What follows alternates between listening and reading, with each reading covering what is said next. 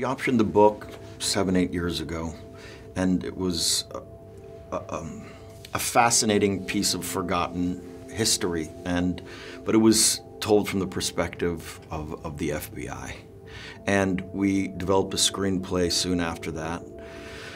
But there was a dynamic missing there that we ultimately felt that we weren't getting to the heart of the story. We weren't immersed in the Osage community the way we wanted to be. And there was 2 short sequences of Ernest and Mollie together, which was this insanely bizarre love story, something that was hard to fathom in a lot of ways, how this woman stuck by someone who was so duplicitous.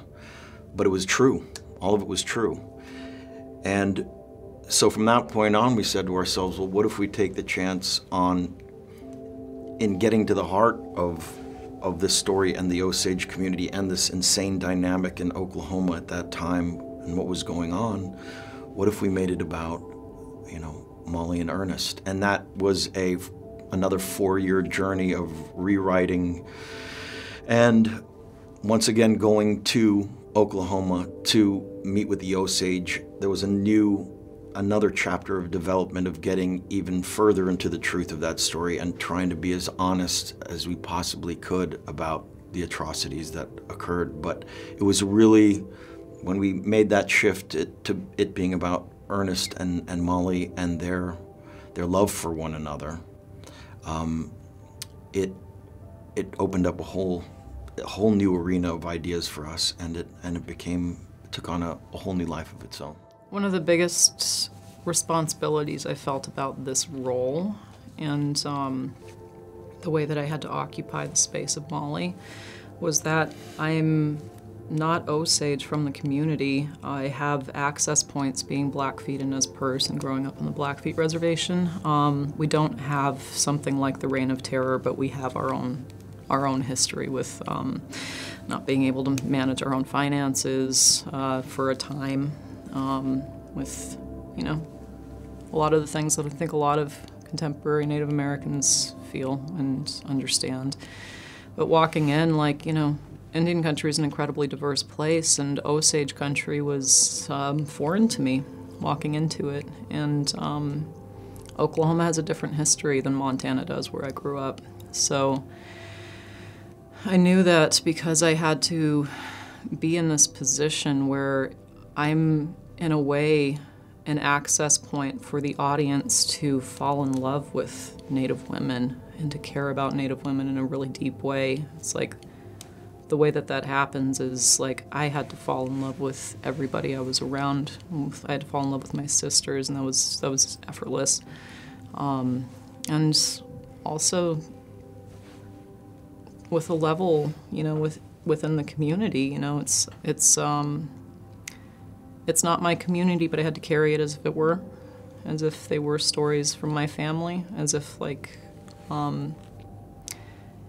think that's kind of the root of empathy, and it's one of the reasons that I love being an actor, is you're serving as an access point for other experiences, and you're kind of broadening a cultural understanding of what it means to be human by doing so.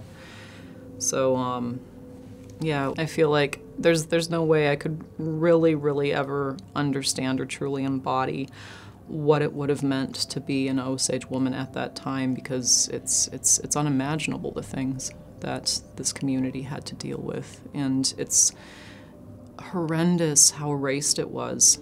On early research with Leah, we were sitting down going through some of the court documents and the testimonies from this, and people were talking about the house blowing up. And in the documents from this and the court transcripts, they only talked about Bill Smith, the character played by Jason Isbell. There was no mention of Rita. And we were sitting there looking at these just court transcripts on, this very fragile old paper that we were being very, very tender with. And it's you don't necessarily feel like you're going to be moved by a court document, but I had to stop. We had this nice system where I was handing you pages and we were turning them over and being careful as we were both reading and everything, and then you were kind of waiting for me to hand you the page and wasn't getting it because I was crying over the lack of Rita in this paper. So that kind of took me by surprise that I was moved the way that I was in that moment, but it made it so incredibly clear that me being in this role is a responsibility for this is a responsibility for this community that has been so erased out of their own history, starting with these court documents before any writer gets a hand on it, So it's vital that this history be explored that way, and I'm so grateful that Marty also, in addition to this being so, it's Killers of the Flower Moon, the book is there. It was also, the heartbeat of it was so shaped by a book written about this time from an Osage perspective called A Pipe for February by Charles Redcorn. And, I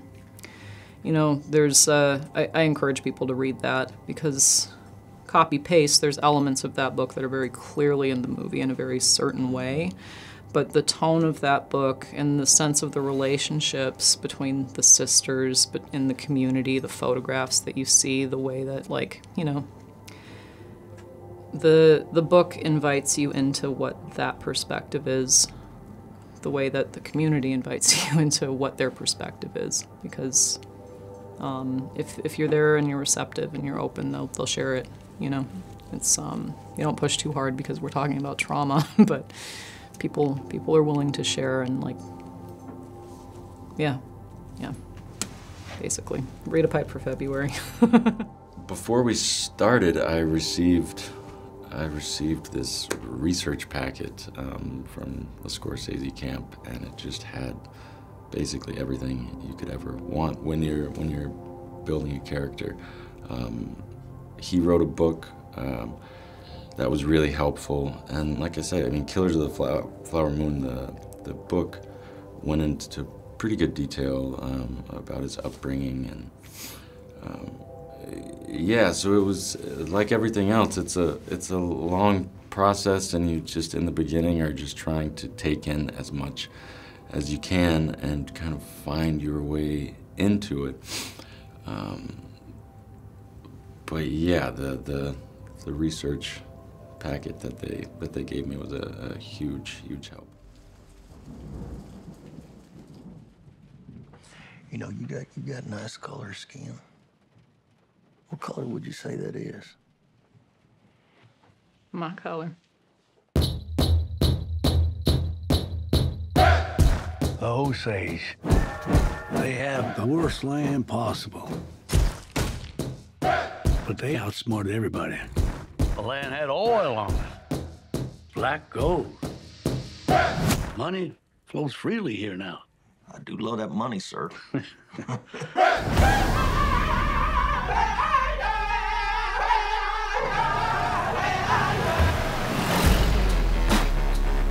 This wealth should come to us. Their time is over. It's just going to be another tragedy. When this money started coming, we should have known it came with something else. They're like buzzards circling our people. We're still warriors.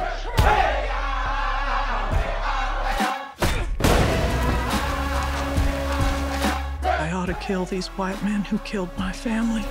I need you here. I am right here. You've got to take back control of your home. I was sent down from Washington, D.C. to see about these murders. See what about them? See who's doing it.